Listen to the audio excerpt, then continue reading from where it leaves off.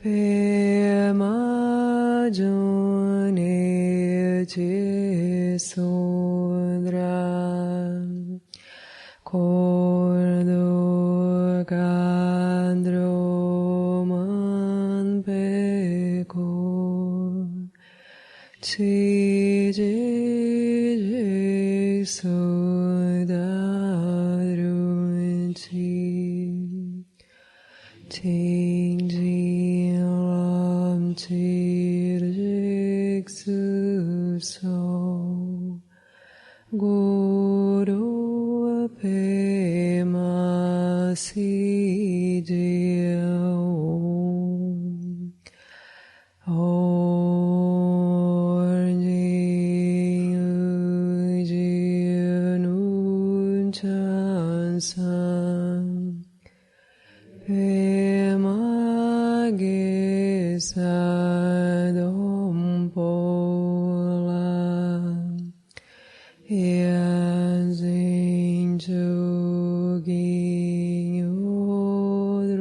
Yodruni Pema Juni Jesudra Cordo Gandro Man Vego Chiji Sudadrunji Chimji Lam Chirjik Suso Guru Pema Sijo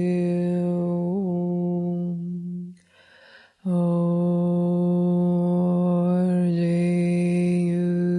Uji Num Chansan Pema Gesadom Pola Yansin Jogi Yodruni Pema Juni Jesudra Cordo Gandro Man Peko Chiji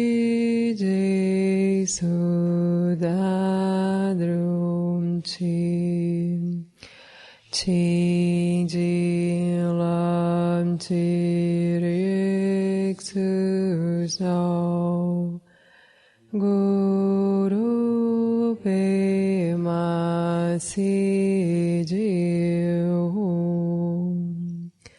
Sanjay Jodan Suji Jonala Jancho Vardo Dani Kyam Suji Dagi Jing Soji Pe Sonanchi Drola Penchir Sanjay Droparshon Sanjay Jodan Suji Jonala Jancho Vardo Dani Kyam Suji Dagi Jing Soji Pe Sonanchi Drola Penchir Sanjay Droparshon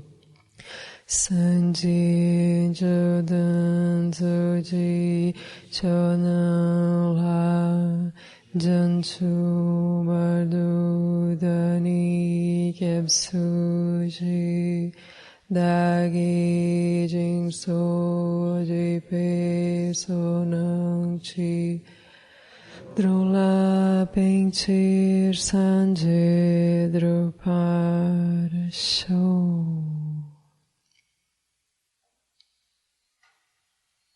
Bom dia.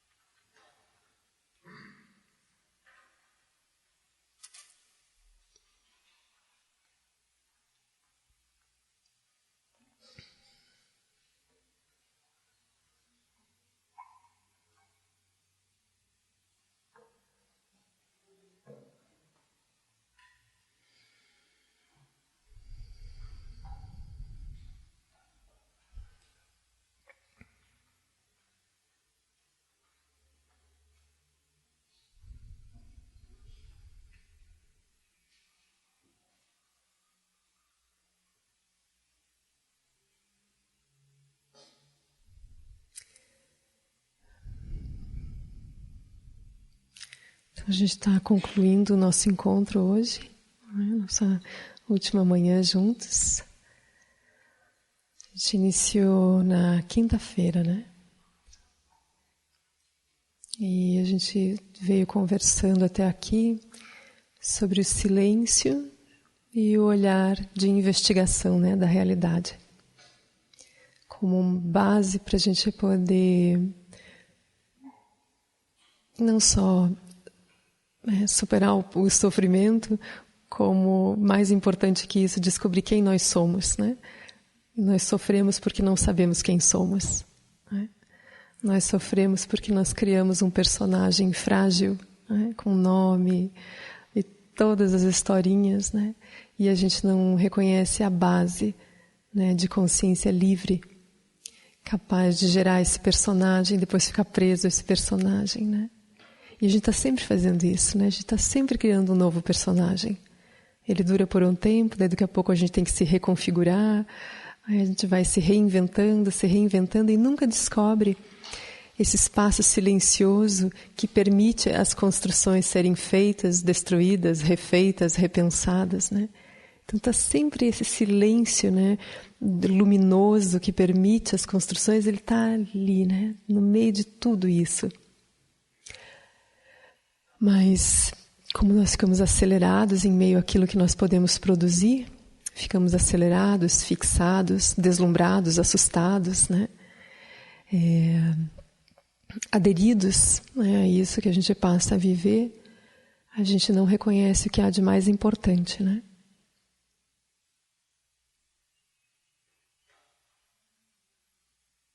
Então, a gente veio conversando sobre isso, né, até ontem à noite, falando da importância da gente contemplar a própria vida, né, para ganhar energia, motivação, para sentar, né, olhar bem assim, as várias tentativas que a gente já fez em várias direções, né, com vários elementos, e ver se ao longo do tempo a gente realmente está mais perto daquilo que a gente considera, né, como paz, felicidade, plenitude, inteireza, realização. Então, se está faltando energia, né, para a gente sentar em silêncio, fazer a nossa prática, seguir as recomendações dos mestres, é porque a gente ainda não contemplou assim de pertinho, né, o que está acontecendo. Por isso que a gente começou, né, o nosso encontro falando sobre os 4 pensamentos que transformam a mente, né? Vou falar sobre a preciosidade da nossa vida, como ela pode, como tudo que está presente nesse momento pode nos conduzir a esse reconhecimento de quem nós verdadeiramente somos, mas pode, claro, também nos conduzir a mais confusão, mais distração, e a gente continua sendo meros seres humanos, né? Aí veio a impermanência, dizendo essas condições passam, né? A vida humana passa. Se você tem dúvida, dá uma olhadinha assim né, para trás, veja onde é que está vô, avó, bisavô, às vezes pai e mãe já também não estão aqui. A gente vê que passa mesmo, né? Então, que a gente realmente, né, veja a preciosidade. Isso não é só poesia, não é só para... Os mestres não estão falando isso só para... nos sensibilizar. Isso é a pura verdade, né? É a pura verdade. E caso a gente não aproveite essas condições, a única coisa que vai acontecer é que a gente vai repetir os padrões da nossa ancestralidade, né? Isso é o karma, os hábitos. A gente continua fazendo o que todo mundo fez antes de nós, né? A gente pode se sentir, a humanidade pode dizer que está progredindo, que está avançando, né? Porque está inventando novas coisas, né? Mas na verdade a gente continua com a mesma base, né? Que é medo e esperança. A gente cria celulares por medo e esperança. A gente cria, né, toda a tecnologia da medicina por medo e esperança, né? E quando nós descobrimos a nossa verdadeira natureza, medo e esperança não fazem mais sentido, né? Então a gente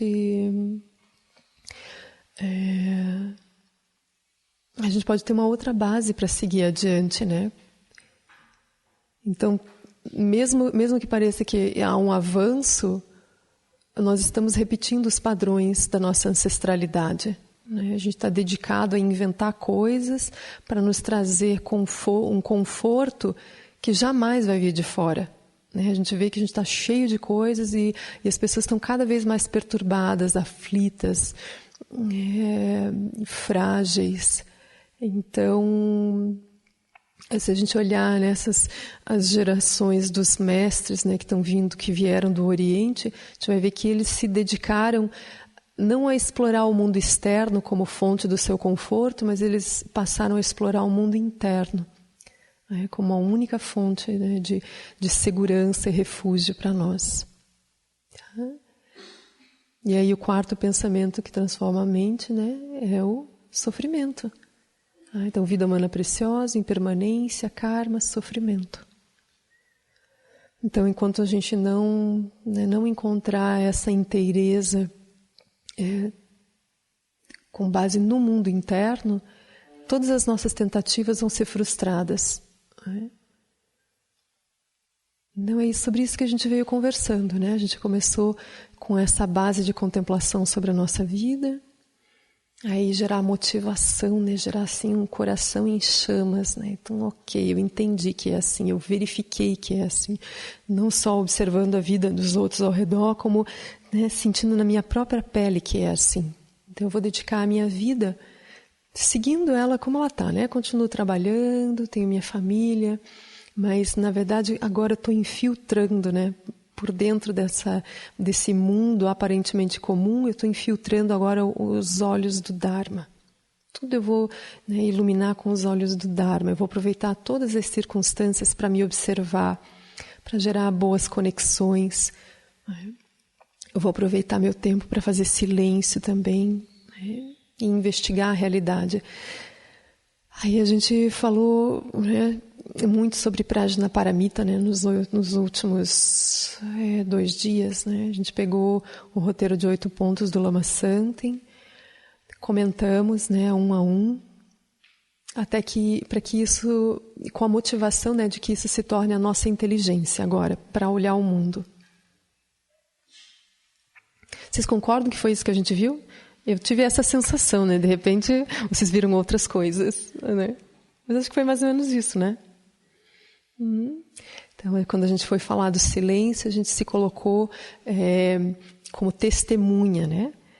Então, essa seria a base para a gente poder ter um olho de investigação, e nós nos tornarmos testemunhas da nossa vida. Testemunha. A testemunha é essa que não se envolve, né? O testemunha é aquele que está vendo um casal brigando e só está olhando, né? Só anotando os dados, né?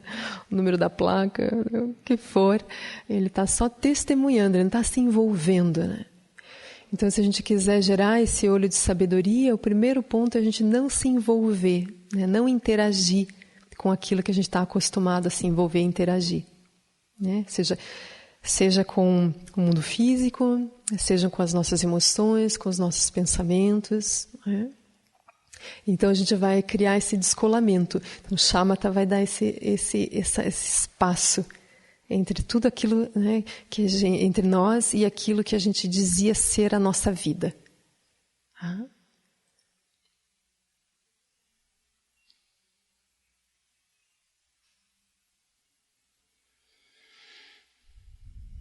Aí tudo isso vai nos encaminhando para esse olho não dual. A gente vai descobrir que a gente nunca esteve separado daquilo que a gente apontou como estando lá fora. A gente sempre responsabilizou o mundo, as coisas, por aquilo que nós estávamos sentindo, pensando, vivendo. Então, escapou, né, por todo esse tempo, nos escapou que os nossos olhos são olhos criativos, construtivos, olhos luminosos. Então, a gente não tinha, né, essa profundidade para perceber que a consciência permeia tudo aquilo que nós vivemos. Então, nós somos aquilo que vivemos. Não há nós e aquilo que está sendo vivido, nós somos o que vivemos. Nós estamos vivendo esse encontro. Não há nós e o encontro, nós e o retiro. Nós estamos vivendo o retiro. Cada um está tendo uma experiência de retiro. Por isso não há retiro, não há um objeto chamado retiro, não há uma entidade chamada retiro. Não é?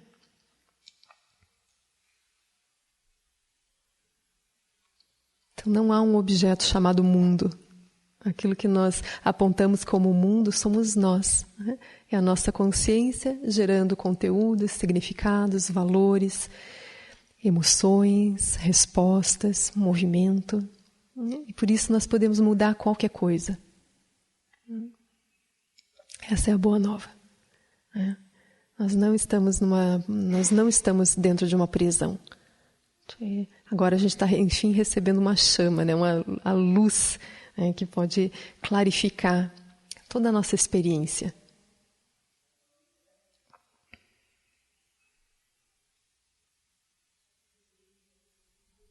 Então a gente vai precisar por um tempo exercitar isso, exercitar o lugar da testemunha, tá? Então a gente tem que ter paciência, porque não é de uma hora para outra que a gente passa a viver prajna paramita e coemergência, né? Então, por um tempo, e isso vai para cada um, né? Não vou dizer quanto tempo, cada um vai ter o seu tempo, mas a gente sabe que cada um vai precisar de um período exercitando esse descolamento. Então a gente vai precisar desacelerar. Isso é fundamental. Se a gente continuar fluindo assim, com a naturalidade dos nossos hábitos, não vai conseguir nunca. Não tem como acessar o olho da coemergência, né? De prajna, o olho vajra. Tem que andar mais devagar. Tem que se descolar um pouquinho das coisas que a gente está habituado, né? A responder rápido, rápido, rápido, rápido, rápido. Está tudo pronto. Então está lá no terceiro pensamento que transforma a mente. Se a gente não tiver olhos profundos, a única coisa que nos cabe é hábito. Né? E o hábito nos rouba a sabedoria. Porque sabedoria não vem de hábito. Sabedoria não é receita, não são palavras guardadas. Sabedoria é olho presente, é aberto, é uma mente uma consciência sem conteúdos.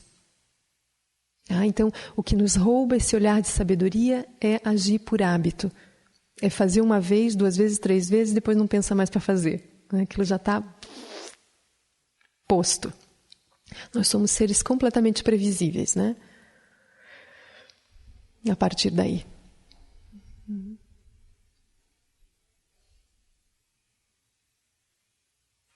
Então, para romper os hábitos, precisa estar presente, precisa saber o que está ocorrendo, você tem que saber, né, se observar e sentir quando o impulso surge.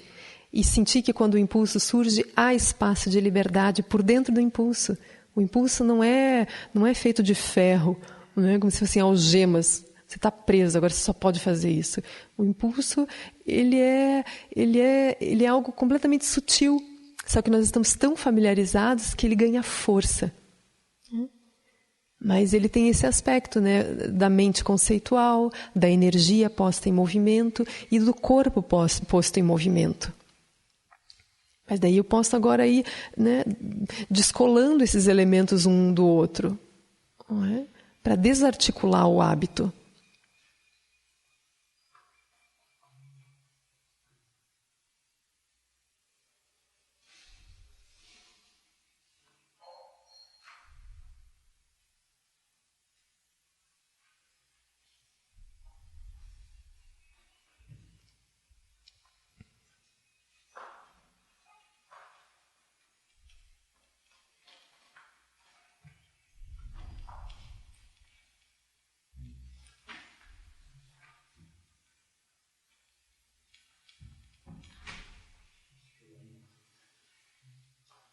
Daí a gente pode perguntar, mas se eu me soltar de tudo, quem serei eu, né?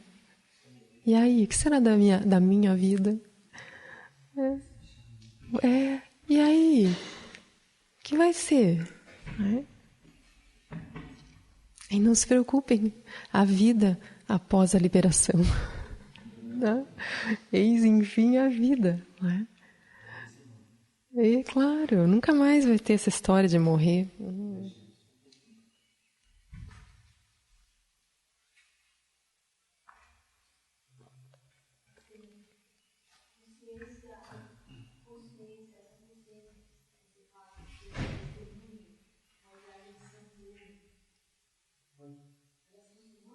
A testemunha é atenção plena, sim. Isso mesmo. Exato.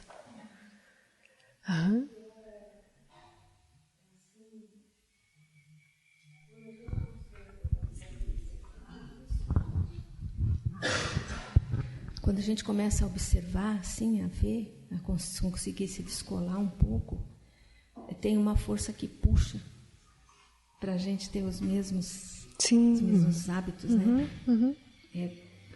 É difícil. Mas é por isso que o Lama diz que a nossa prisão, a nossa prisão está na energia.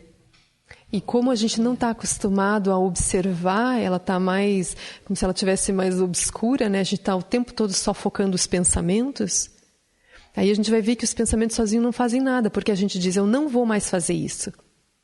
Eu vou romper com esse hábito. Mas daí a gente vê que não basta tomar essa decisão. Tem alguma coisa muito mais forte que chega na hora, a gente encontra o fato, a circunstância, a pessoa, e a gente faz igualzinho. Se não, às vezes piorado. Assim.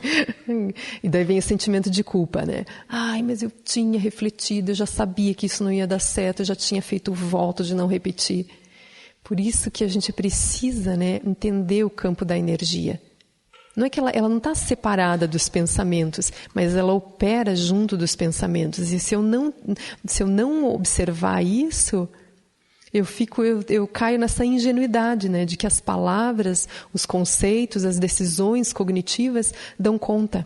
Né? Não dão conta. Tanto é que a gente pode ouvir os ensinamentos inúmeras vezes e não acontecer nada. A gente acredita, a gente tem fé, a gente diz, claro, é isso. Mas não acontece nada. Porque tem esse campo da energia a ser trabalhado, percebido. Então, olha, a gente diz assim, retiro. A palavra em si, ela não consegue explicar o que a gente está vivendo. Então, um exercício para a gente acessar o campo da energia seria assim, eu falo retiro. Estamos aqui em retiro. Agora, se solte da palavra e do conceito, e o que você está sentindo, vivenciando como retiro?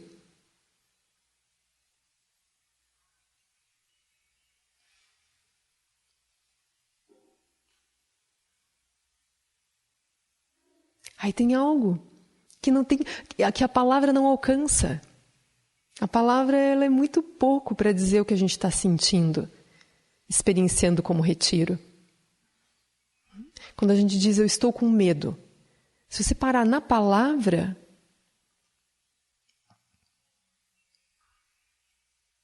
não tem como explicar o que você está sentindo.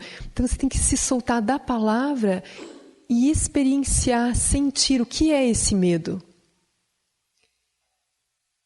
Que daí é fantástico, que você não consegue agarrá-lo. Quando você dá nome, parece que você localizou uma entidade. Se você vai para o campo da energia, você não localiza a entidade, medo. Aquilo é um conjunto de sensações, talvez o coração meio apertado, uma lágrima aqui, uma lágrima ali, alguns pensamentos que vêm e vão, algumas imagens. Então você não consegue... Essa é a limitação da palavra. Quando eu digo medo, eu crio uma entidade, parece que tem algo que tem poder sobre mim. Se eu retiro a palavra e eu tento localizar, então, enfim, o que é esse medo, eu não encontro nada. E por isso eu posso me liberar do medo. Porque eu posso me reorganizar energeticamente. Eu vou perceber que o medo é isso, esse conjunto, né, de alguns pensamentos, algumas imagens, alguns impulsos, sensações físicas. Então, o que é o medo?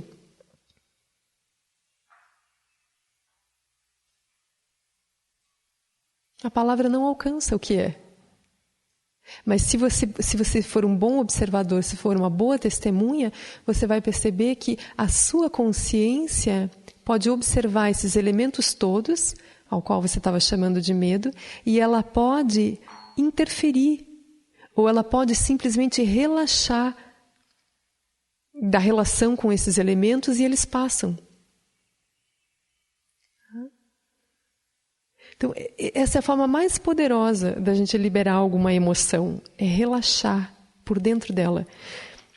Essa é uma recomendação que Guru Padmasambhava, né, ele dá, né, um dos seus ensinamentos, ele diz: pule na boca do seu demônio.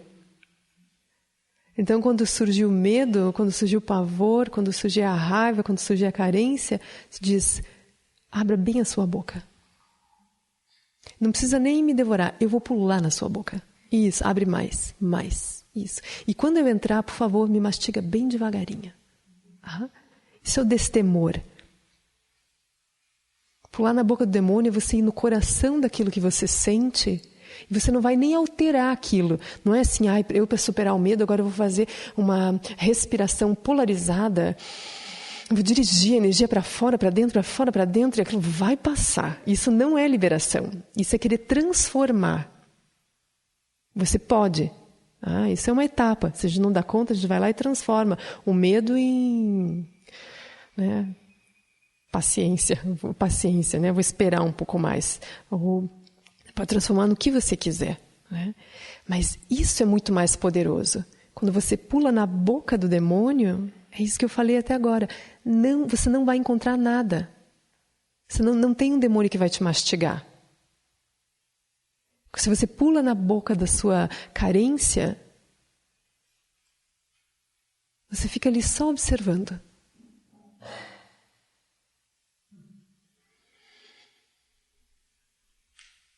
Aí você deixa, né? Pular na boca do demônio é isso. Você deixa aquilo percorrer teu corpo, você deixa aquilo acontecer. Você dá espaço, esse é o ponto, você dá espaço para aquilo se manifestar. Quando a gente reage imediatamente, tentando resolver aquilo de alguma forma, eu não dou espaço para aquilo se mostrar como é. Se mostrar como é o quê? Se mostrar vazio. Aquilo pode se manifestar, mas aquilo não é uma entidade única, aquilo é interdependente, tem vários elementos, né, participando daquele fenômeno, e quando você não reage a ele, eles se dissolvem. Se você dá espaço, aquilo volta a ser espaço. Testem isso. Fiquem paradinhos com aquilo que vocês temem. Aí vai ficando meio sem graça, sabe por quê? Porque a gente adora um drama, né? A gente adora um drama. Daí aquilo simplesmente passou. Mas, enfim, cadê aquele ser dramático? Cadê aquela história de vida, né? O que eu vou falar para os outros agora? Não vai ter mais nada para falar. Não tem drama dentro disso. Então, só que quando você pula na boca do demônio, o segredo é você não ficar, você se descolar justamente do drama, da tua historinha. Então você está lá no meio da carência porque alguém te deixou. Você não só te deixou, como te traiu. E não só te traiu, como foi com a tua melhor amiga. Não só a melhor amiga, mas foi na tua casa. Naquele fim de semana. Né? A gente fica ali, ó.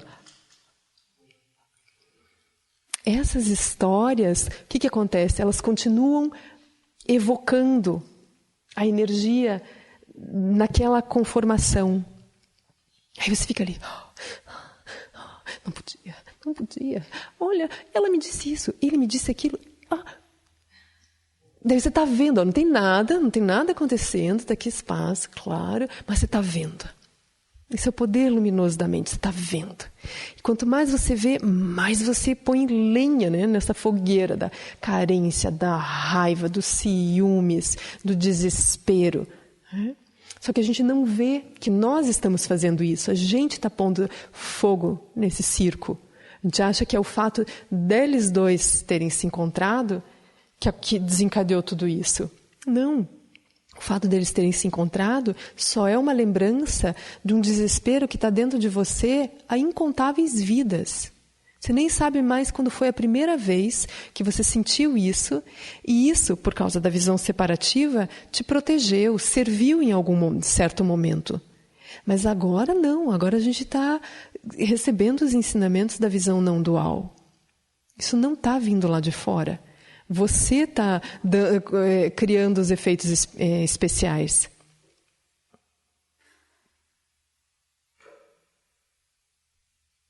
Aí você pode se organizar. Então você se solta das histórias, Não fica mais recontando, não fica mais relembrando. Daí vem um euzinho e diz assim, como é que você vai se soltar dessa história? Sua trouxa. Daí parece que a gente está sendo trouxa. Não, eles te enganaram sim. Você vai relaxar na boca desse demônio? Não, você vai dar um tiro na boca do estômago deles. Então vai vir assim essa briga. Porque a identidade que está ali, ela quer sobreviver. A gente não quer se soltar daquele personagem e descobrir quem nós realmente somos. A gente está fixados em ser alguém. E tem um orgulho relacionado àquilo. Então, se a gente vai relaxando, né, dessa história, da energia relacionada à história, aí naturalmente do personagem que está relacionado à história e à energia, a bolha daquele personagem, né, que vivia aquele namoro, aquela amizade. Aí a gente vai saindo de costas, né, dessa bolha e vai indo para um espaço onde nós não somos mais aquilo. Por isso que isso é a liberação. Você não resolveu nada ali dentro. Você não resolveu, você não foi lá conversar com a pessoa, tirar satisfação. Você não arrumou outro namorado. Você não foi lá, né, falar com os pais da moça. Você não fez nada. Você não resolveu. É isso que parece ser a frustração da identidade, mas não é. Se a gente for a fundo nisso, isso é a liberação. Você jogou o pacote inteiro fora. E você foi para onde? Você foi para o espaço. Afinal de contas, ela nem sempre foi sua melhor amiga. Ele nem sempre foi o seu maior namorado. Você nem sempre esteve ali. Então, por que agora aquilo parecia tudo? Então, você volta para o espaço anterior àquilo tudo. Existe esse espaço. A gente foi criando, dando significado para a mocinha, para o mocinho. Foi vivendo aquela história. Só corpos se encontrando, o resto é tudo sonho. Tá? Então, a liberação é pular fora da bolha, deixá-la do jeito que está. Mas quem pula fora da bolha não é mais o personagem. Não é assim do tipo, o personagem diz assim, estou fora da bolha, não estou nem aí para vocês, isso não vai funcionar. Né? Se você pega eles de novo junto, aquilo não vai ser bom. Né? Não adianta fingir que você está resolvido. Tem que ser de verdade. A gente vai ter que fazer esse trabalho da solitude, se recolher, não sai fazendo qualquer coisa, não sai se distraindo, e vai viver isso. Vai fazer Prajnaparamita, vai pular na boca desse demônio, você vai andar por esse espaço agora, o espaço da lucidez. E a gente vai treinando, né? A gente vai treinando daí. Em algum momento, aí a gente vai estar fora dessa bolha.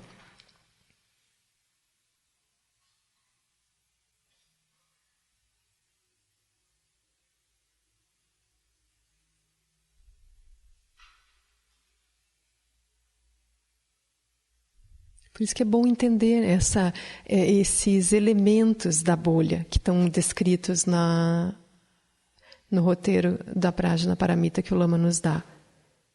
Que se eu entendo os elementos, eu posso atuar com eles, né? Então eu estou entendendo com a emergência com a mente, com a emergência com a energia, com a paisagem. Estou entendendo a reatividade do personagem dentro daquela bolha. Tá? Então, tudo que a gente viu ontem, tem que pegar tudo aquilo e ver que é exatamente isso que está acontecendo agora. Daí, por que essa bolha é vazia dela mesma?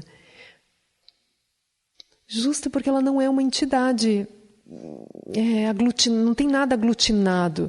São elementos transitórios que estão ali dentro. Está tudo mudando ali dentro. O outro fato, né, que aponta para a vacuidade é justo porque aquilo tem vários elementos, não é uma entidade independente. Qualquer um dos elementos que você mudar ali dentro, muda tudo. Então, só que a gente tem, como eu estava explicando nos outros dias, né, a gente tem uma mente capaz de fotografar coisas e lidar com as coisas como se elas estivessem estáticas. Como se aquilo que eu decretei sobre a situação fosse a situação. Mas não, Toda situação, ela está dentro de um campo de possibilidades. Ela é sempre um campo aberto. O que vai acontecer ali depende de como você se posicionar. Mesmo como identidade. Mesmo que você não esteja liberada, tudo vai depender de como você se posicionar, com que emoção você se posicionar, com que pressuposto você se posicionar. Daí, claro, vai ter um encaminhamento kármico ali dentro. Então, o melhor posicionamento é esse, né? A investigação, testemunho, a profunda aspiração de liberação. Não tem problema se a gente não conseguir fazer o exercício, mas no nosso coração a gente substitui a aspiração de resolver pela aspiração de liberar, iluminar. Isso já é muita coisa. Porque daí em algum momento vai dar certo. Em algum momento vai dar certo. A gente vai tropeçando aqui e ali, né? Mas agora eu não quero mais resolver, eu não quero mais ter sucesso dentro das bolhas. Eu não quero que agora eles venham simplesmente me pedir desculpa. Isso já nem é mais o ponto. Eu não quero me sentir aliviada porque eles vieram, me pediram desculpa e falaram que não era nada do que eu estava pensando. Ah, tá bom. Olha, eu não quero... Não é nem assim, eu não quero ouvir vocês. Não é mais o ponto ouvir vocês. O ponto é olhar para mim. O ponto é entender como é que eu cheguei aqui. Como é que eu cheguei nesse ponto de sofrer desse jeito. Quase querendo me matar, confesso para vocês aqui. Só. Senti vontade de morrer. Né? Como é que eu cheguei nesse ponto? Tamanha fragilidade. Eu quero entender isso agora. E por isso... eu me responsabilizo por aquilo que eu sinto, por aquilo que eu vejo. Eu não vou culpar ninguém. Eu vou, na verdade, agradecer o fato das coisas mudarem e apontarem para essa fragilidade. Eles nem sabem que estão sendo nosso mestre, né? Mas estão sendo.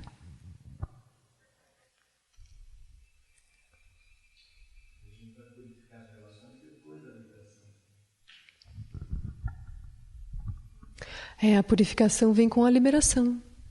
É isso mesmo, né? A gente vai se liberando e a gente vai liberando as pessoas daquele papel, né? É isso mesmo. Maravilhoso, né? Porque a gente vai liberar as pessoas delas serem alguma coisa que tem que estar encaixada com a nossa bolha. As pessoas nem sabem o que a gente está derramando sobre elas. Elas chegam alegres e faceiras, né? No seu espaço também de possibilidades criativas. E a gente já está ali, né? Espaços todos marcados. A gente convida a pessoa para sentar numa cadeira. Ela nem sabe que cadeira é aquela. Ela senta ali assim. Ai, que legal, bom dia. E a gente está ali já, né? A pessoa nem sabe que ela sentou na cadeira, né? Agora do personagem que tem que ser simpático conosco. Tem que dar bom dia todo dia. Né? Não pode nos trair a nossa confiança. Tem que ser cooperativo, de preferência pensar como eu. Né? Olha que dureza isso, né? A gente faz, olhando assim agora profundamente, já que a gente está nesse ponto, não é assim? Exigência. Nós vamos exigir do outro aquilo que ele não tem como dar. Porque ele é um ser livre, imprevisível, como nós. Por isso que a gente falou ontem, né, com a Iris, esse ponto, né? Se a gente faz Prajnaparamita, a gente está investigando o nosso mundo interno, a gente reconheceu o mundo de todo mundo. Não é diferente. Então, se a gente vai perceber que nós não conseguimos, né, a gente, de tempo em tempo a gente muda, que a gente não tem como corresponder à expectativa dos outros, que nós estamos todos doloridos, carentes, a gente vê que os outros também estão. Então, eu começo a aliviar o outro desse peso. Porque eu me conheço, eu não vou transferir isso para as outras pessoas.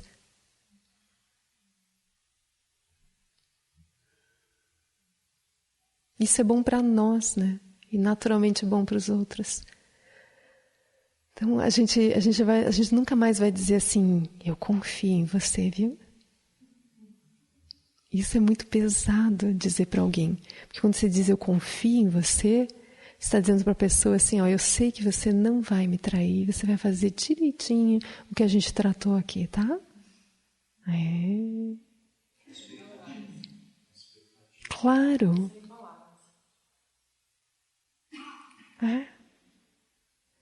E não é que você vai desconfiar do outro.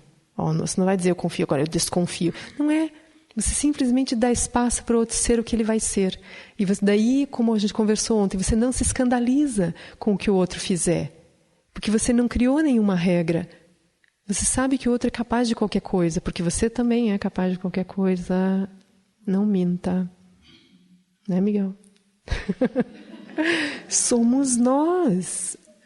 Ontem a gente não falou isso. Dependendo das circunstâncias, eu simplesmente faço. Enquanto a gente não se reconhecer como consciência primordial livre das circunstâncias, nós temos marcas para fazer qualquer coisa. A gente pode estar bem alinhadinho, bem limpinho, cheirosinho agora. Mas se mudar o tempo, o vento, se a terra tremer, eu não sei que cheiro eu vou ter. Não tenho como garantir. Então a gente começa a entender que as pessoas também são assim. Imprevisíveis. As circunstâncias vão aparecer e não é que ela nos traiu. A pessoa não tem, ela não se conhece. Ela simplesmente segue impulsos e faz. Aí está todo mundo perdoado. E a gente começa a repousar, né? A gente começa a aprender a lidar melhor, então, com esse mundo interno, começa a entender esse aspecto da energia. Né? Então, quando surge uma situação, a primeira coisa, não conte histórias sobre ela. Não dê nomes, não crie roteiros, não justifique, não avalie. Mas sinta lá, assim, né? No fundo dos seus intestinos, assim, como é que aquilo está pegando. Aí só respira e dá espaço para aquilo se mostrar, né? Então, o que é dar espaço para aquilo se mostrar? É para aquilo se mostrar como transitório, momentaneamente presente, mas só de passagem. Quando eu conto histórias, eu não deixo as emoções passarem. Eu agarro elas. Eu digo, agora sim, agora que eu estou com raiva, que veio esse sentimento de vingança. Aí vem, né, todas as histórias. Mas não precisava, né? Grandes estragos por nada. Faltou só essa orientação, né? Se acalma. Observa que isso passa. Né? Seja como o espaço que nada agarra, o céu que nada agarra. Aí o que é isso? Isso é se desidentificar das emoções que serviram para você se descrever. Você veja, é assim que a identidade morre, é assim que o personagem morre. É você deixando os elementos que a descrevem passar. Não tem uma entidade eu que você vai procurar para dar um tiro nela e ela morrer. Ela é vazia, porque ela é feita de muitas coisas. Então eu também não localizo esse eu. Mas esse eu é um aspecto de consciência familiarizado com determinadas emoções, comportamentos, pensamentos. Cada vez que você dá espaço para essas coisas passarem sem você se identificar, sem você agarrar aquilo como se fosse a tua forma de ser, você está morrendo para os personagens, para as identidades. E você está cada vez mais próximo de reconhecer quem você é. A base de onde essas coisas surgem. Então, se a gente quiser, assim, qual é a palavra mágica, né, para se soltar da identidade? É assim, deixa passar. Você consegue? Deixa passar. Por isso que ontem a gente falou, Prajnaparamita é uma etapa quando a gente não consegue se soltar simplesmente. Daí eu tenho que ter explicações, elementos para, olha assim, olha assado, viu que é assim? Tá, então agora se solte. Mas se a gente tivesse, né, coubesse no coração simplesmente essa instrução, apenas se solte, ela resolveria tudo. É um silêncio profundo que só deixa as coisas passarem. Você fica ali. Você não está aguardando nada. Aí tudo aquilo que fez a roda da tua vida girar, nesse momento você solta. Expectativa, medo, controle. Não tem nada para vir. Nós estamos tentando reconhecer o lugar da onde as coisas surgem. E ali não tem nada acontecendo. Por isso eu não preciso de expectativa dentro do silêncio. Porque eu não estou esperando por uma experiência. Eu só quero reconhecer a origem das experiências. Então ali não tem uma experiência. Essa é a simplicidade da prática. Mas como a gente está muito agarrado à complexidade, né, de tudo que a gente pôs para se mover, eu preciso de Prajnaparamita. Então o que eu faço agora com o que surge? Como que eu olho para isso? Até eu ganhar a confiança de me soltar de tudo o que surge e não precisar mais ter uma mente, porque o Prajnaparamita ainda é uma mente cognitiva, só que agora, né, como se fosse um antivírus, né, para acabar com a própria mente cognitiva. Mas isso também é um processo de cognição.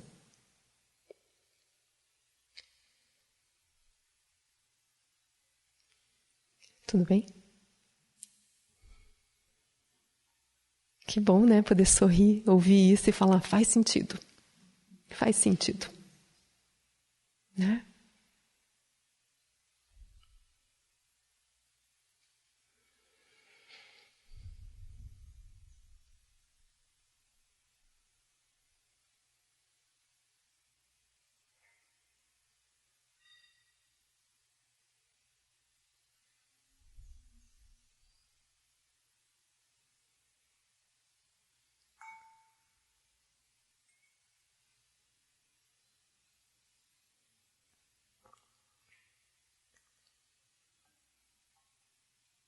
Vocês estão com dúvidas sobre isso?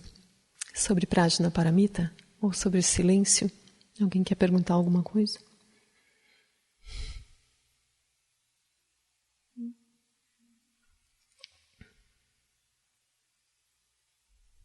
É agora.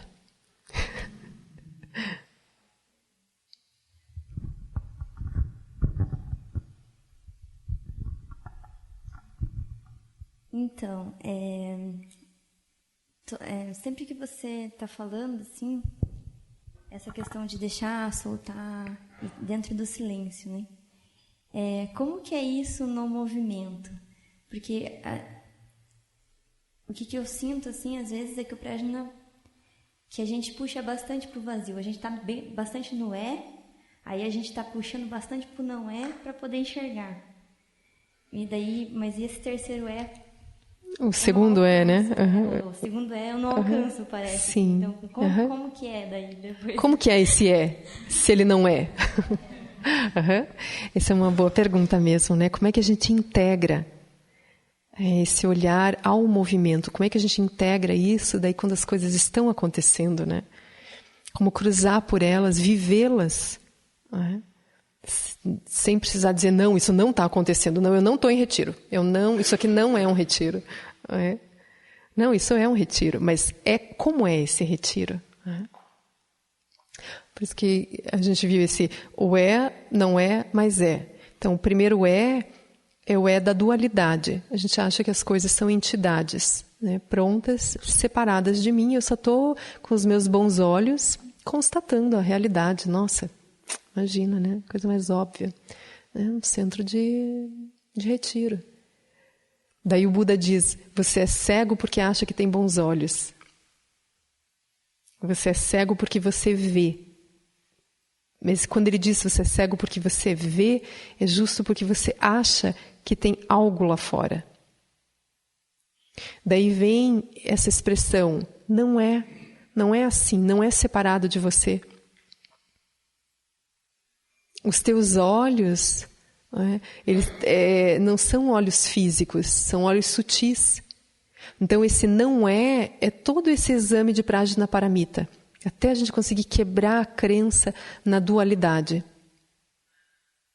Daí esse então não é, mas esse segundo é o iluminado. Né? A gente volta a poder olhar para as coisas intuindo a não dualidade na aparente dualidade. Então agora, quando eu digo retiro, eu reconheço que eu vivo o retiro. Que não há uma entidade retiro e todo mundo está vendo a mesma coisa. Cada um está vivendo o seu retiro. Todos que trabalham num certo lugar vão achar que todo mundo está indo para a mesma empresa. Não, cada um está vivendo a sua ideia de empresa. Aí pobre do patrão que acha que todo mundo está entendendo a empresa. Você vestiu a camisa da empresa? Vesti. Você vestiu? Você vestiu? Vestiu? Ah, ótimo, todo mundo entendeu. Entendeu nada, cada um está vivendo a sua experiência naquela empresa. Ele está achando o máximo. Tem gente que está achando um inferno aquilo. Como um inferno? Isso aqui é maravilhoso. Não vai falar nada, até para não perder o emprego, né? Mas está achando aquilo um lixo, se sentindo sem escolha. Né? Então, esse não é que é apontar para essa... para a verdadeira natureza das experiências. É inseparável da consciência.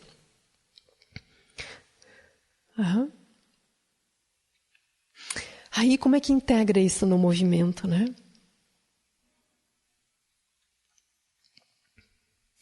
Vai depender do nosso treinamento, né? De alguma forma, a gente vai ter que ter o treinamento formal. Se a gente não consegue ver imediatamente, a gente procura ter esses momentinhos sentado para fazer o silêncio e fazer essa contemplação.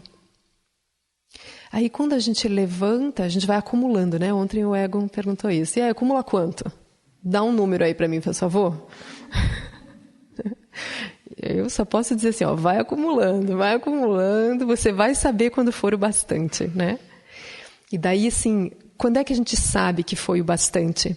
Quando você começa a se sentir livre para viver aquilo que está acontecendo.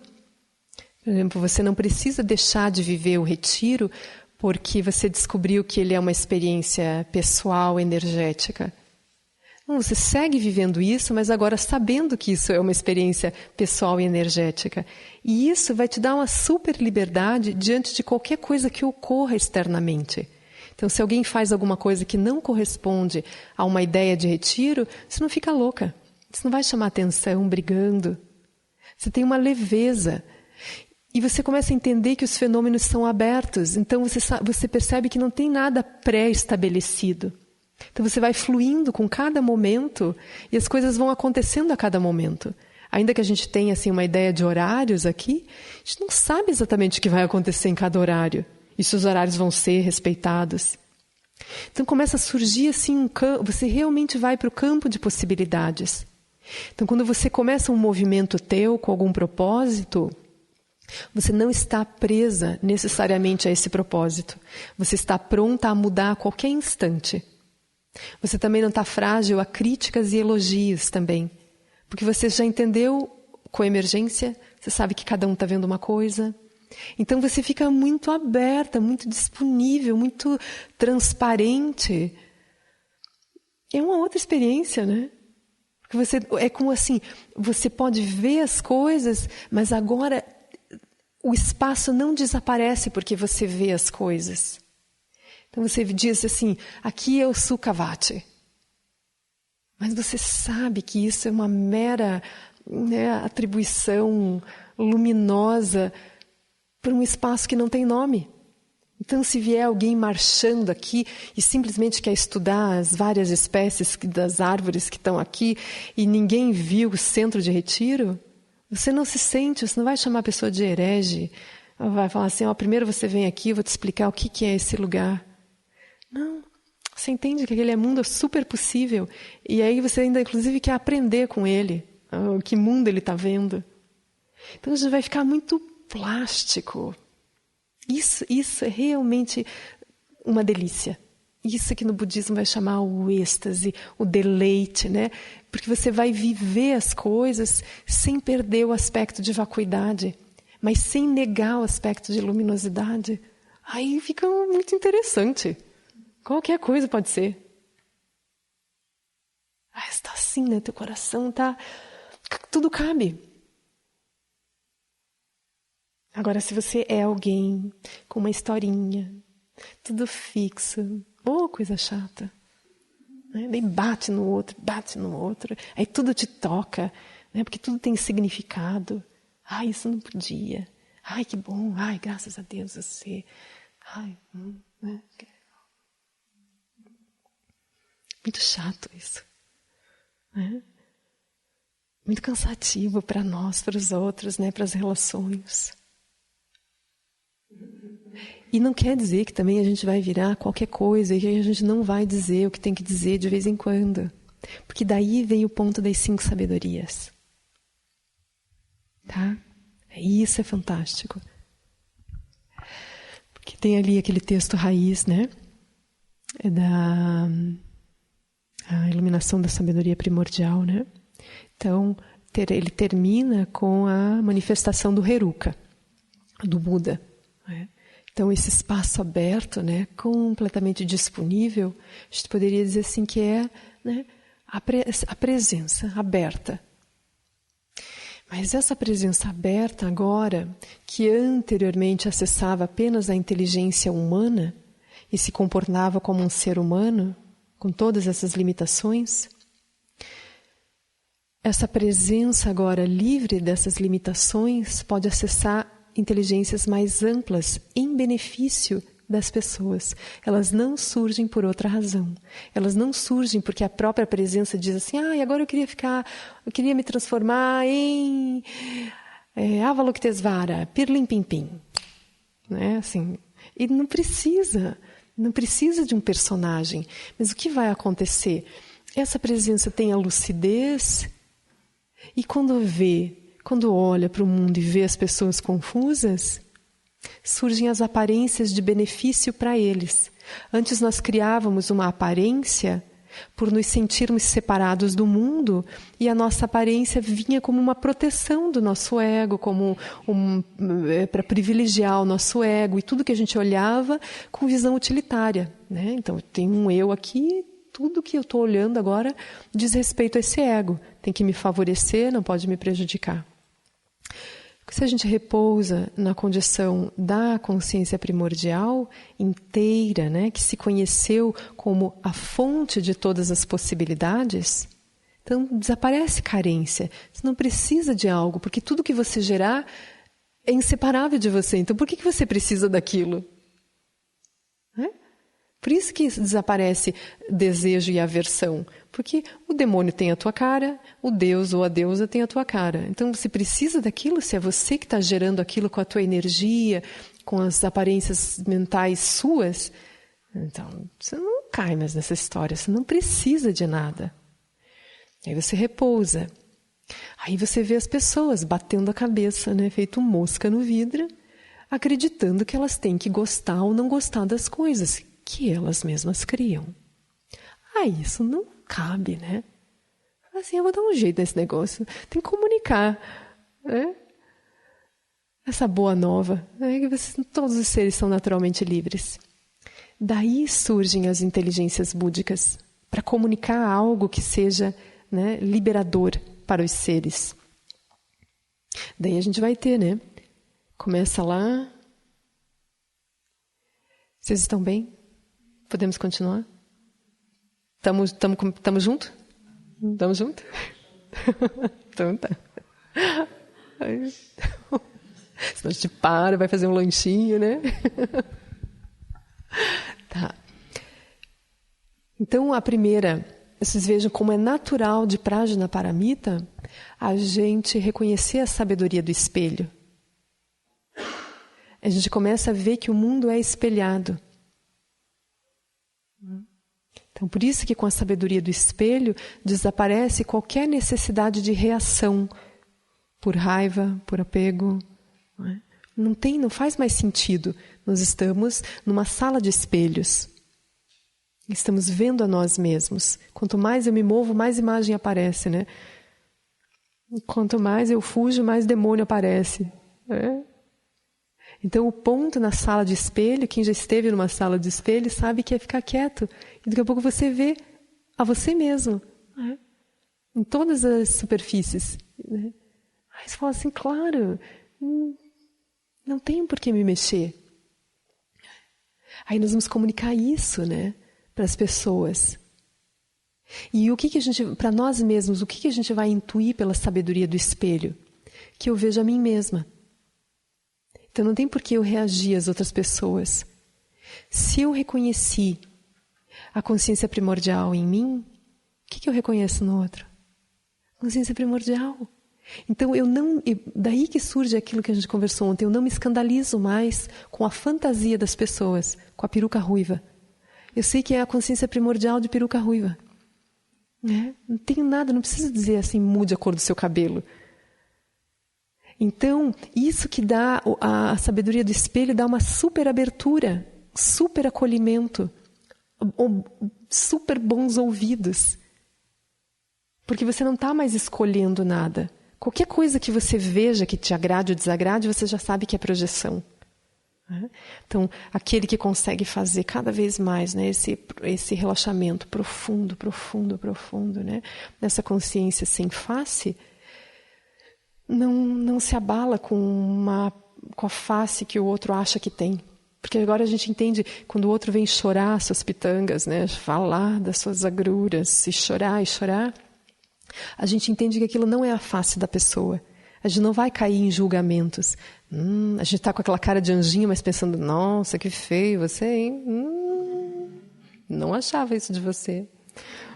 Daí a gente diz, imagina, isso acontece, né? E lá dentro, você, né, só nos espetos. A gente não vai. A sabedoria do espelho vai nos dar essa condição de, internamente, a gente não está avaliando a pessoa que vem abrir o seu coração para nós. Não tem nenhum diálogo interno. Tem um coração completamente transparente, silencioso. Ele só está ouvindo o outro. Porque na medida em que o outro derrama nesse espaço de lucidez que nós, né, estamos conseguindo abrir, o espaço de lucidez naturalmente vai oferecer o remédio para aquilo que está sendo dito. Então, pela sabedoria do espelho, a gente não tem que ficar maquinando aqui dentro, lembrando de alguma coisa, juntando com não sei qual ensinamento, para daí oferecer o remédio para o outro.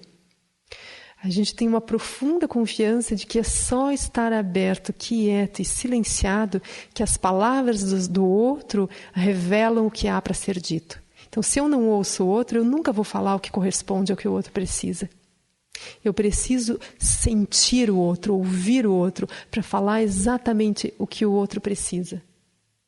Daí o que você está? Você está relaxado diante do outro, aberto. Cada palavra é importante. Os sentimentos são importantes. Você se deixa... Bruno! Você se deixa invadir, né, pela presença do outro. Mas como você é espaço, aquilo encontra, né, no encontro com o espaço, daí surge o remédio.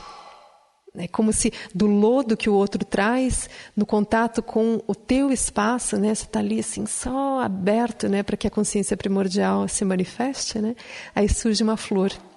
Mas você tem que beber do lodo do outro. Me fale mais sobre isso. E como foi? Explique um pouquinho mais. Sério. Uau.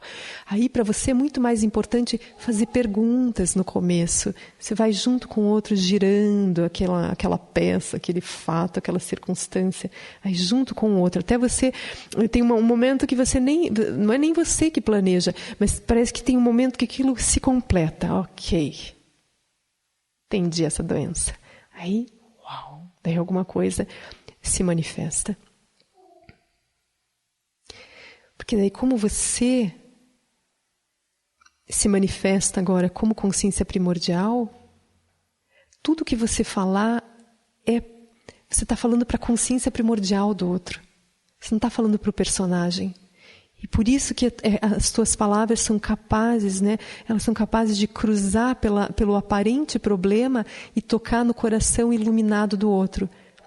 E de repente o outro expande, o outro vê que aquilo é possível, que tem uma saída. Porque naquele momento ele mesmo se solta daquilo que ele estava achando que era ele. Então você não está falando para o personagem, você está olhando a consciência primordial no outro, né? Por isso que se diz, né? O Buda falando para o Buda ali, né? Aí tudo aquilo evapora. tudo aquilo, a outra pessoa vê que não tinha peso nenhum, que era ela, né, fazendo todo esse trabalho de fixação, identificação. Por isso que o Lama diz que a delícia do Bodhisattva é encontrar problema. Ele adora um probleminha. Porque dali vem... Lembra que ontem a gente falou? Nós precisamos uns dos outros, primeiro para nos conhecermos e depois para florescermos. Então, o florescimento do Bodhisattva só se dá no encontro com os outros. Então, o Bodhisattva floresce a partir do momento que ele encontra as pessoas em dificuldade. Ele não vai achar isso ruim. Assim, ai gente, não acaba essa fila aí, eu queria tanto tomar meu chimarrão. Eu queria dar um passeio, eu queria tomar um banho naquela cachoeira maravilhosa que o Bruno me mostrou ontem. Eu estou aqui, essa fila de problemas. De forma nenhuma. Será que um dia essa fila vai acabar? Ele nem se pergunta isso, gente. O Bodhisattva, o Lama brincava, né? É o hobby do Bodhisattva, é encontrar seres em dificuldade, né? Porque assim, quando você encontra as pessoas em dificuldade, o teu coração floresce em habilidades que não é de uma pessoa, que você, como a pessoa que você era, você jamais manifestaria. E você fica deliciado de ver isso, né? Do que a vida é capaz. Aí você só fica ali, né? Assim, uau. Você não quer nem interferir nisso como pessoa. Se você falar que aquilo é teu, já perdeu. Aí você começa a entender, né? Não diga que isso é teu. Não atrapalhe esse fluxo. Porque você se conhece, você sabe como você era, você sabe que você jamais manifestaria aquilo. Aquilo está se manifestando porque você se soltou do personagem que você imaginava que era. Então não crie outro agora em cima dessa flor que está se manifestando. Não se apegue a isso. Porque isso vem de um campo de espontaneidade. Se você agarrar e quiser repetir alguma coisa, não vai dar certo. Isso já é pessoalidade. A gente vai entendendo isso no caminho também, né? E o Bodhisattva vai também aprendendo. Não é?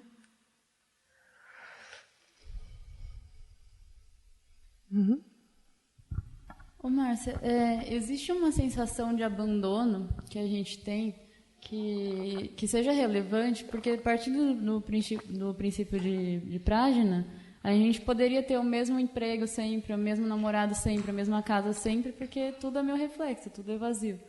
Mas às vezes parece que a gente tem uma sensação de abandono. Tem como essa sensação de eu vou deixar isso, é hora de virar a página e Sim. Liberar? A vida não para, não. Só que daí é isso, não é você que está promovendo as mudanças. A natureza da vida é mudar. Então você não precisa agora interferir na mudança porque você quer alguma coisa. Afinal, você agora descobriu um lugar de interesse. Então não importa em que rumo as coisas vão tomar. Você se delicia vendo as configurações se refazendo a todo instante. Aí é óbvio, você vai encontrar outras pessoas, vai circular por outros lugares. Mas isso não importa mais, né? Porque você sabe que você não está mais saindo do lugar. Você encontrou esse lugar da consciência primordial. Você sabe que tudo é a consciência. A gente não está indo para lugares diferentes. Você está sempre vendo, né, as qualidades da própria consciência. Mas como eu sei que isso não é um controle que eu estou querendo ter da situação? Que isso não é um controle? Porque às vezes eu posso estar me enganando, eu posso estar do meu eu personificado. Sofrimento, gente. Para a gente saber se a gente está liberado ou não, é ver se o resultado dessa mudança. Por exemplo, você vai mudar alguma coisa e diz, não tenho expectativa nenhuma, eu estou mudando por liberdade. Ok, pronto, vamos acreditar, né? Mas aí você vai saber naturalmente, pela tua energia. Quando você mudar, de repente vai dar saudade, vai dar frustração com as novas coisas. Daí você vai ver que tinha uma pessoalidade ali. Porque você não está completamente livre. Você não é assim, o que vier está bom, o que vier cabe. Não, isso eu não contava. Com você aqui, isso eu não contava. Andei tantos quilômetros para te encontrar aqui. Não. Aí você vai ver. Então, a Prajna Paramita ele é a liberação de todo tipo de sofrimento.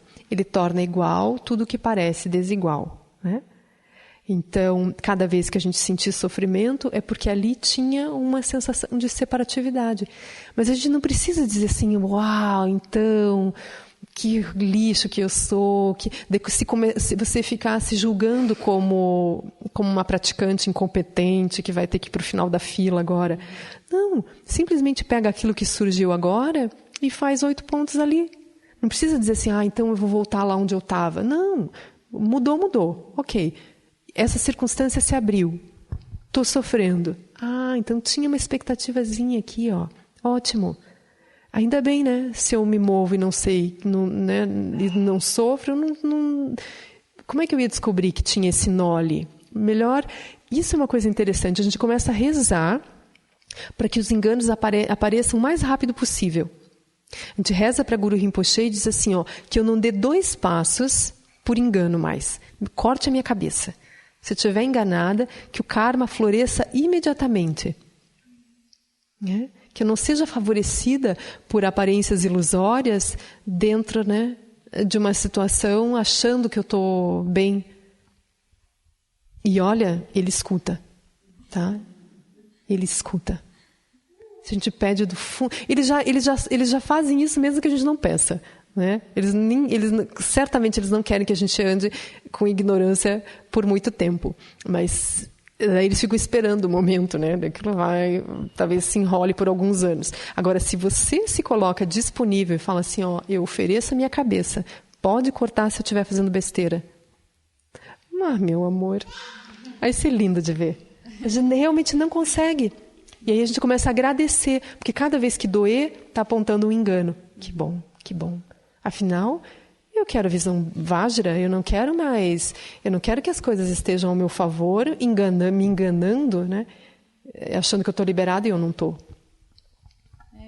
Eu tenho essa dificuldade assim, de ver onde que eu estou tentando me encaixar em alguma coisa ou como eu estou tentando fazer as coisas se encaixarem a mim, sabe? Sim. Eu estou tentando encontrar assim, onde que eu sigo. Eu não sei se pode ser isso, porque no livro Mandala do Lótus, do Lama, Mandala do Lótus? Lótus. Que ele fala, acho que parece que quando a gente está se esforçando demais para se encaixar em algo, a gente se sente sem energia, né? Desgaste, né? Dá um desgaste. Essa sensação que a gente... não, é hora de abandonar isso. Esse emprego. Eu não tenho mais energia para fluir nisso. Aí reza. Quando a gente não sabe direito o que fazer, faz como o Shagdu nos recomendou. Reza pelo melhor, pede. Isso funciona. Na verdade, a gente está rezando para a nossa própria consciência primordial, né? Só que a gente tem uma visão dual, então a gente reza para as deidades. Mas a gente está pedindo para nós mesmos, né, que brote lucidez de dentro e que eu saiba o que é melhor, que eu saiba o momento de me mover, que eu saiba o momento de ficar. Porque daí é isso, né? A gente, com o tempo, quando a gente se solta dessa identidade pessoal, a gente começa a entender os sinais, a gente começa a se comunicar com o mundo, com as pessoas e vai fluir com o movimento, né, do coletivo. Não é mais o meu movimento em contraste com o dos outros. A nossa delícia vai ser fluir com o que é útil para o coletivo. A ideia de vida pessoal ela vai ficando cada vez mais deslocada, apertada. Assim, a nossa alegria é estar junto, é fazer coisas junto, é muito mais oferecer. E quanto mais a gente oferece, a gente também recebe. Às vezes a gente recebe até fala assim, como assim, né? A gente vai ser cuidado de todos os lados. Só vive esse reino de carência por falta de confiança, por não ver como a vida é. Não existe essa miséria no mundo.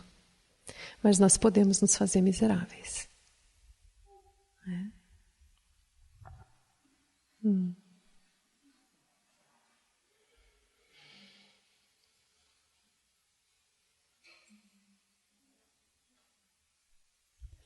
Então, assim, talvez seguindo essa linha de pensamento, de rezar e tal, né? Eu às vezes penso assim, faço uma aspiração de que mesmo aquilo que parece errado para mim, que parece equivocado, que eu estou fazendo, que isso possa gerar algum benefício, porque a gente não sabe também. É uma identidade dizendo que isso está certo, que isso está errado. Isso é bom, isso é ruim. Assim como a gente não sabe o que é bom e ruim, eu não sei o que é certo e errado. Às vezes é pelo erro, ou seja, entre aspas, né? Isso. É pelo lodo que a gente vai florescer também. Então, a mente conceitual, ela é super... né? Ela é... essas manhas. Ela é danada mesmo. Então, acho que às vezes fazer essa aspiração, assim, de não importa o que aconteça, talvez que se direcione, assim, né? Pela melhor maneira possível. Isso mesmo. Isso é compaixão por si mesmo, né? A gente não fazer, assim, do caminho uma trilha militar com nós mesmos, sabe? Aí a gente começa a ser duros, críticos, né? A gente começa a se avaliar. Então, essa avaliação, ela impede. Se a gente ficar se avaliando como praticante, eu não vou me soltar da pessoalidade, do aspecto pessoal. Então, eu não posso me avaliar como praticante, eu não devo querer ser um praticante perfeito. Eu devo aspirar pela lucidez. Devo aspirar por estar presente, mas não por estar fazendo tudo direitinho. Porque a lucidez não vem... ela não é como uma matemática. Eu vou somando vários acertos e aí a lucidez brota. A lucidez já está disponível. Ela não depende de erros e acertos. Ela não depende de uma identidade virtuosa. A gente pode se enganar a partir disso. Qualquer um que tenha assim, né, isso, direcione a flecha, né, dos seus olhos, lucidez e energia. Olha.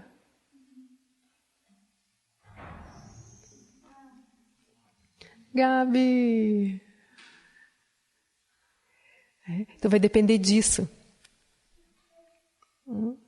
Não porque eu fui uma pessoa de um certo jeito e agora eu mereço a lucidez. Então a lucidez não vem por mérito. Nós já somos, né? Os nossos olhos, eles já são olhos luminosos. A gente já está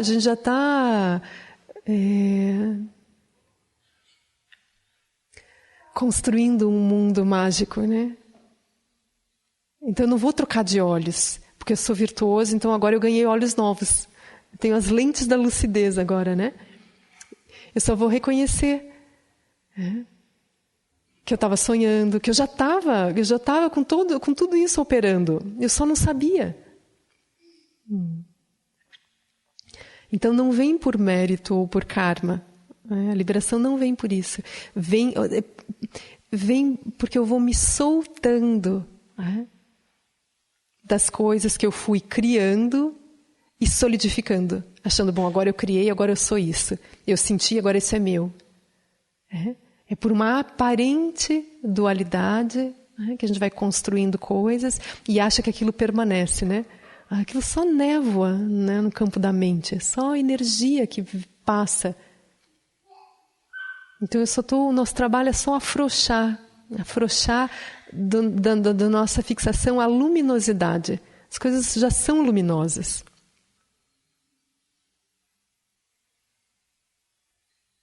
Então é melhor que a gente não crie nenhuma ideia do que seria o praticante, a praticante. Tem mestres que vão dizer: acolha aquilo que você é nesse momento. Do jeito que você é, com todas as qualidades, com todas as dificuldades, com todo o sofrimento. E coloque isso tudo no espaço à sua frente. Não rejeite nada, não se orgulhe de nada. E aí vai fazer esse exame da realidade. Então, a gente pode achar, né, essa é uma ilusão dentro do caminho, de que a gente está melhorando a nossa personalidade, a nossa identidade, e ela vai chegar num ponto em que ela fica iluminada. Né? Então, não. Do jeito que você está agora é suficiente para você reconhecer a consciência primordial. Não mude nada, não altere nada. Só se solte disso que você usou para se descrever. Não tem nada para fazer com isso. Só que a gente vai achar que tem que fazer alguma coisa. Essa característica acho que eu vou esconder um pouquinho, essa aqui eu vou enaltecer um pouco. Essa aqui eu não tenho, então eu vou desenvolver essa aqui também. Aí a gente começa a fazer essa engenharia do praticante, né? Não precisa. Deixa tudo como está. Só saiba como olhar para isso. Daí é mais rápido, né? Agora, se a gente achar que tem que ter essa... se tornar alguma coisa melhor, não tem nada, né? Se a gente está com esse olho de Prajnaparamita, não há bom e mal. Não tem, né? Isso é super relativo.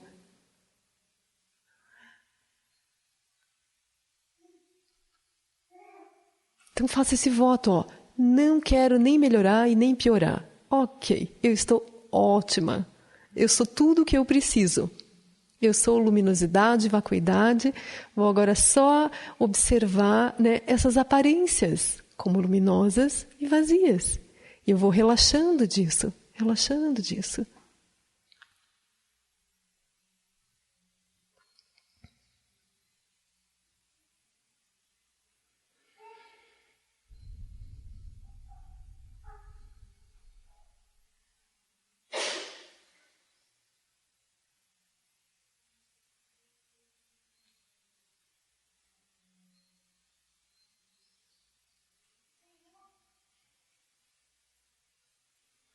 Então a gente estava vendo, né, a sabedoria do espelho.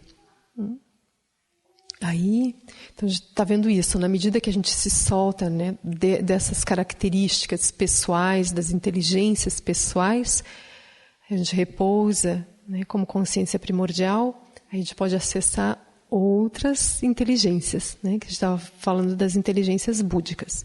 Então a gente falou sobre a sabedoria do espelho. Então Prajna abre naturalmente esse aspecto da coemergência, da inseparatividade dos olhos e daquilo que é visto. A gente falou um pouquinho sobre isso. Daí vem a sabedoria da equanimidade. Né? Então imagina, né? Agora a sabedoria da equanimidade, ela tem por base entender que em essência tudo é a mesma coisa, tudo é vazio e luminoso. Então, ainda que eu tenha, né, o aspecto da diversidade, das aparências e das experiências, eu não estou mais agora fixada a essa diversidade. Eu posso continuar vendo as coisas como diversas, mas eu sei de onde elas brotam. Então, eu não vou ficar mais fazendo escolhas. Eu quero isso e não quero aquilo. Então, vai surgir um olhar de equanimidade para todas as situações, para todos os fenômenos. Eu posso, quando eu percebo que tudo é coemergente, vazio, luminoso, surge um relaxamento diante de qualquer coisa que surja. Então, esse relaxamento é a base da equanimidade. Se eu não tenho equanimidade, ora eu estou tensa, ora eu relaxo, ora eu me alegro, ora, né, eu faço cara feia. E eu também tenho uma super distinção né, entre mim e os outros. Então isso o Lama enfatiza bastante, né, esse olhar de equanimidade. Agora eu não acho que as coisas precisam ser boas para mim. Eu entendo que aquilo que for bom para todos é bom para mim. Cuidar dos outros é cuidar de mim. Oferecer para os outros é naturalmente estar protegido e receber. Então a gente não vai mais viver esse estresse, né, essa tensão que vem da diversidade. Se a gente acha que tudo é diferente, uma coisa é boa, outra coisa é ruim, eu estou o tempo todo como um macaquinho, um passarinho, né? Eu estou procurando aquilo que é bom, estou fugindo daquilo que é ruim.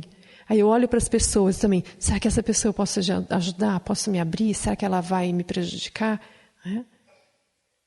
Então, esse olhar, né, do vazio luminoso que surge de Prajnaparamita, ele abre esse campo de relaxamento. Então a diversidade não me apavora mais. Eu sei de onde tudo brota.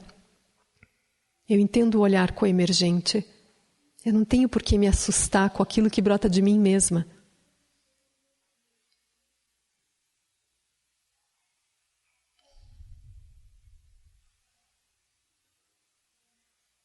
Então ele nasce essa calma, não é? Assim. Eu não tenho agora que me cuidar, eu não sei o que vai aparecer no momento seguinte. Retiro. Aí no momento seguinte, segunda-feira. Trabalho. Retiro. Estou em casa. Trabalho. Mamãe. Chefe.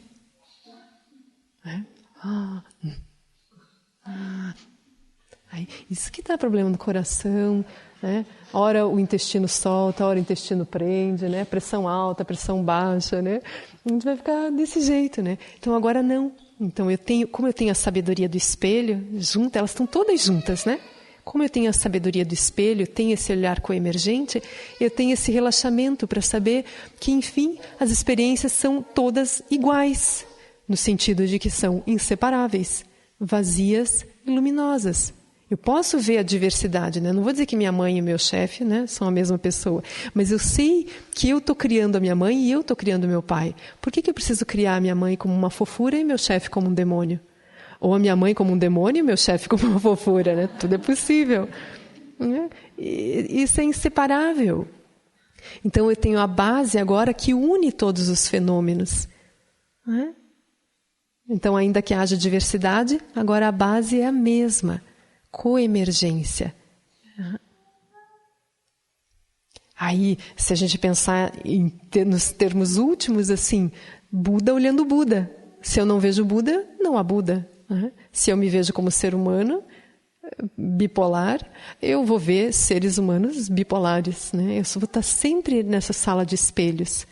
Mas, enfim, para chegar nesse lugar, Buda, olha Buda. Não tem nenhuma diferença, né? Se eu estou maltratando as pessoas, né? Internamente eu também estou um caco. Né? Se eu reconheço a natureza primordial em mim, a consciência primordial em mim, nossa, o que seriam os outros se não isso, né? Então eu honro, eu não vou mais agora fazer prostrações diante do altar, eu estou diante de Budas.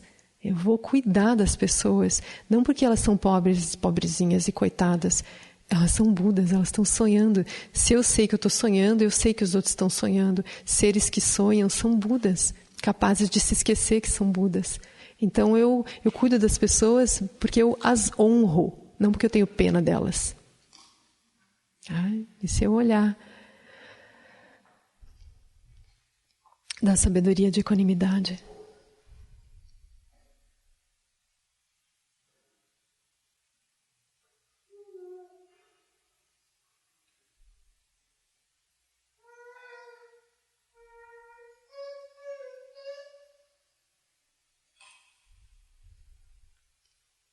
Daí a gente tem Só que eu acho que agora a gente podia fazer um intervalinho, né? De chazinho e banheirinho. E a gente volta daqui a pouquinho. Pode ser? Daí a gente segue com as outras que estão faltando. Eu trouxe mais 9 copos do roteiro. Vê se vai faltar mais. Tem que contar aqui então.